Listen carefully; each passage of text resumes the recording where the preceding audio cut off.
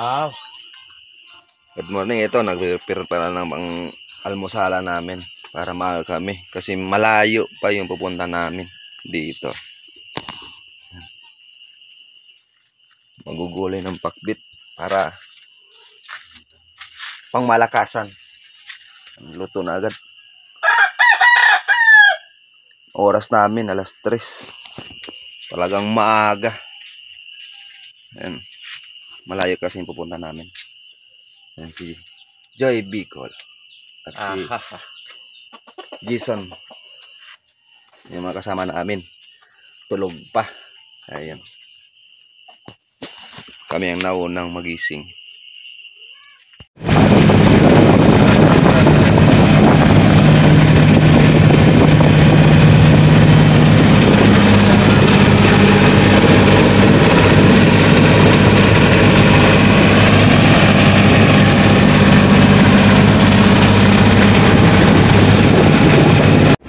Kasama namin ang Torsos, pero si Marlon. Si Ariel.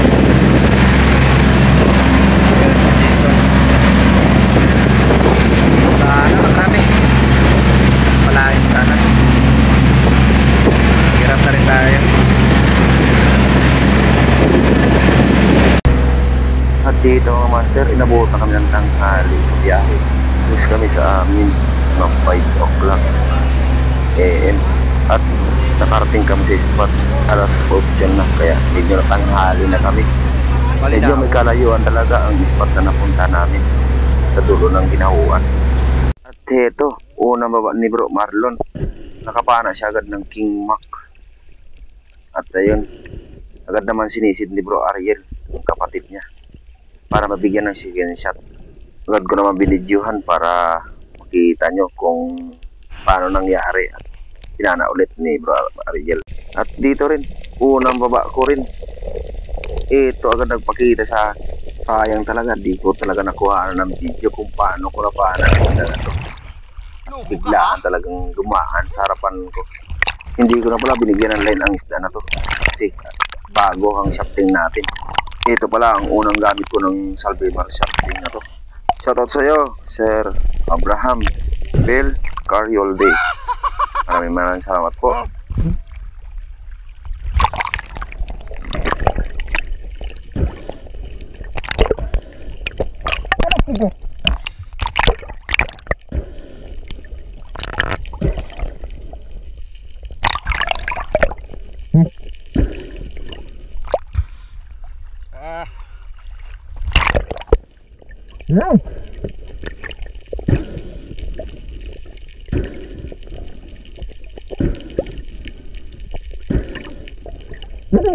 Ito ang shafting natin, napakaganda at nakakon pa tayo.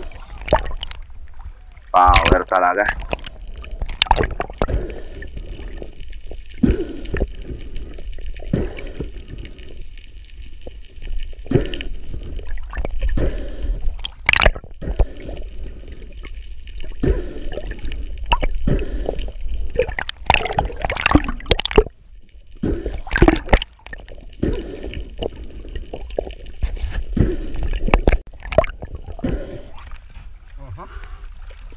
King Mac. Udah?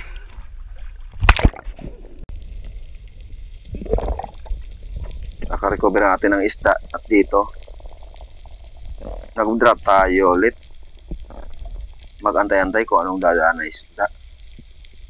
At dito sa harapan ko, ang daming mulmul.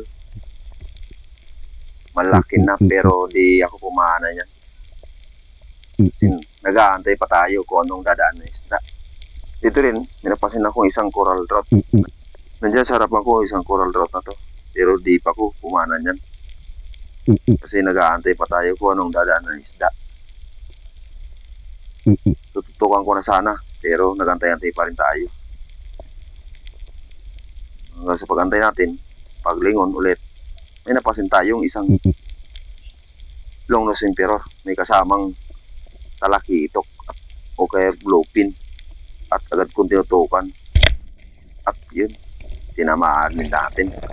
Malaki na ito mga master ang longnose emperor na ito. Titimang rin ito ng 1.5 kilos. Kaya pwede na to.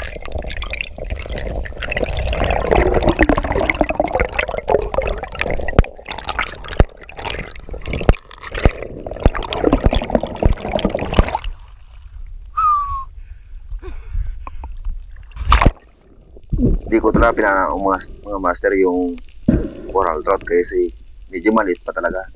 Kaya ito na lang pinili ko talagang lunong sintiron.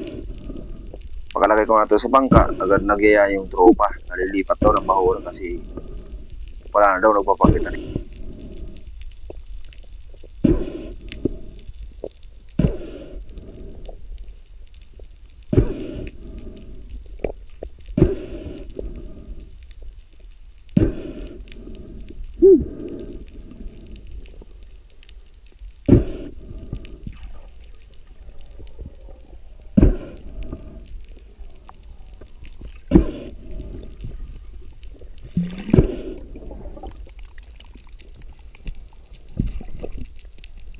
Dito rin, din na namin si Bro Ariel.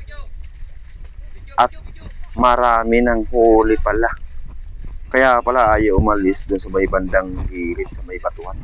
Nanonoon daw yung mga isda, sabi ni Bro Ariel.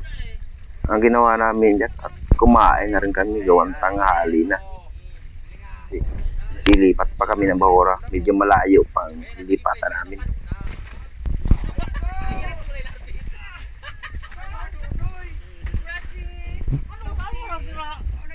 Siya pala na sila sa mga dasi-dasi. Sa desi-desian para nasira. Oh. Amak sana sa gilid pala. Ariel.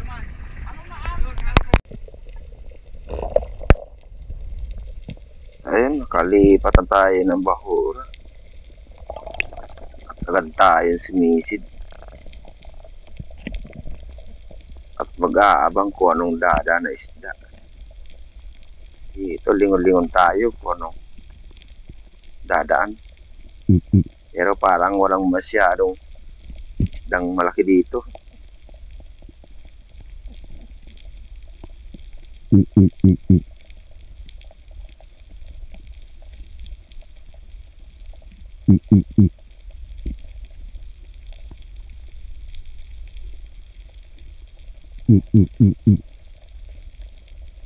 May napansin akong dalawang singsingan, kaya matagal na tayo magantay dito.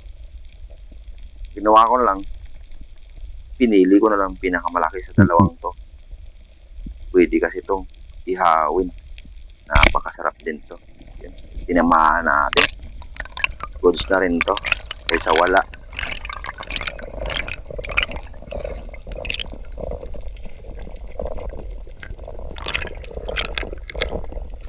Napakasarap tong isdang ito sa ihaw at sinigang. Pwede na to.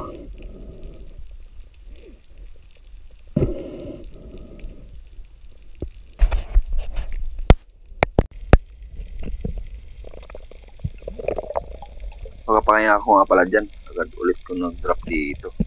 Kasi napakaganda ng corals dito. Baka kasi may dumaan ng malaking isda. Ginawa ko, lingon-lingon pa rin. Baka may dumaan nga. Kasi medyo malabo ang ability ng tubig dito.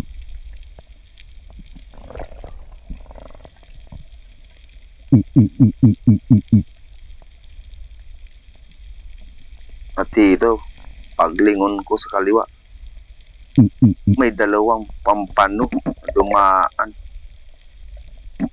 Agad kong nilapitan. At ayun, napakaganda ng patama natin. Ayos.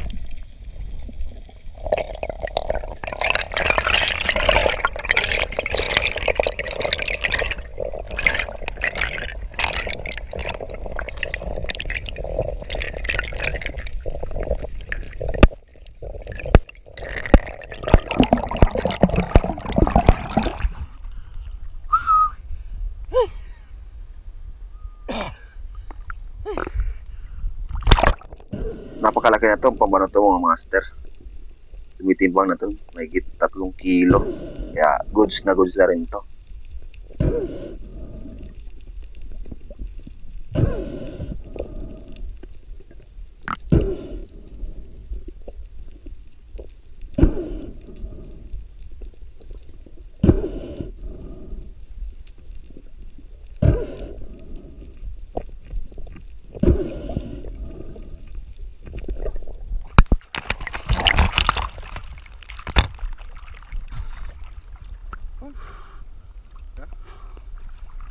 Pampada.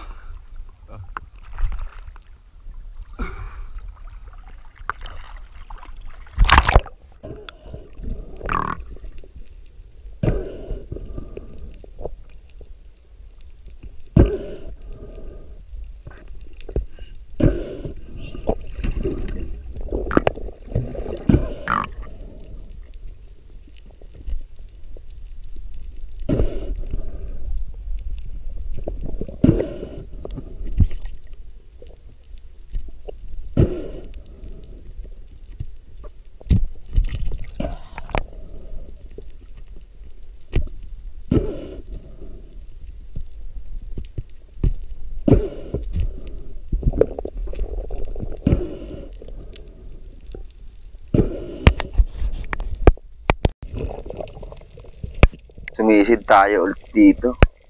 Baka kasi may dimaan ulit na kung anong malaking isda at mag-abang-abang na ulit. Pagbaba ko dyan, pinapansin akong coral trout nandito sa kanang camp. Nagliran ko at agad kong pinahaling yung pana ko para matutukan. Ayun, di pa naalis harapan ko at nakatingin talaga. At agad kong tinutukan. Ayun. Tinamaan natin. Ang problema, tumagos sa corals yung shafting natin. Hinayaan ko muna. Baabaw muna tayo.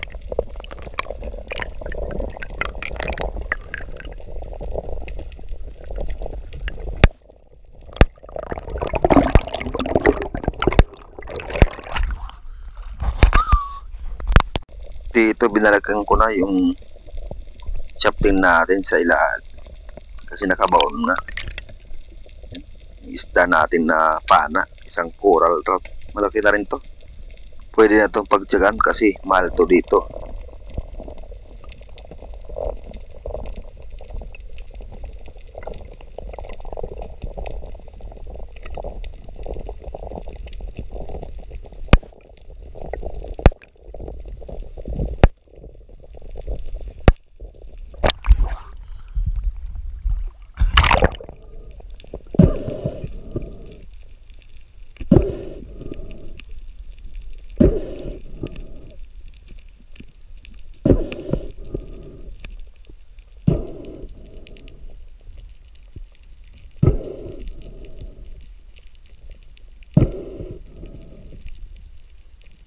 Nandito lang ang ating video.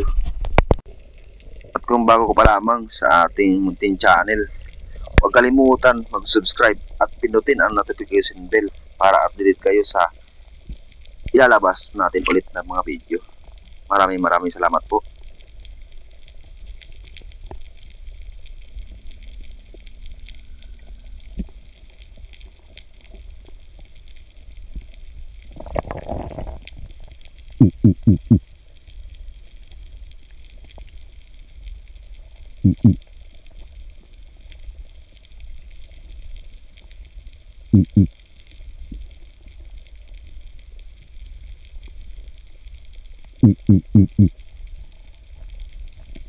Kalapag ulit dito sa bahurang to, napakarami ng slick unicorn.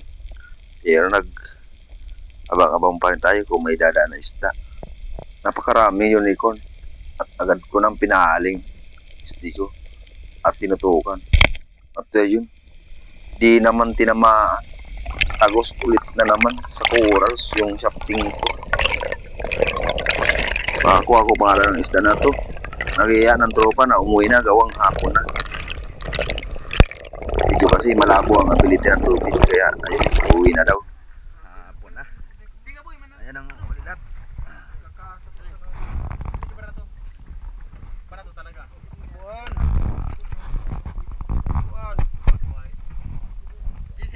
Oh.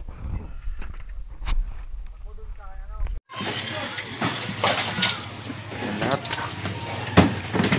Huli namin sa maghapon.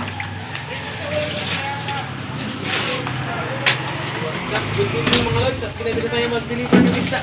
Yan. Ito yung huli namin ngayong araw guys. Tayo.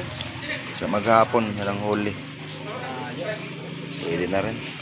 Ito po ang kabuuan ng lahat ng huli namin sa maghapon kasama ang Sorsogon Espero at GCTV ng Katanduan Espero. Ayan po yung thank you po sa biyaya ng bigay sa amin ng Panginoon at gabay sa araw-araw sa misid namin. Maraming salamat po.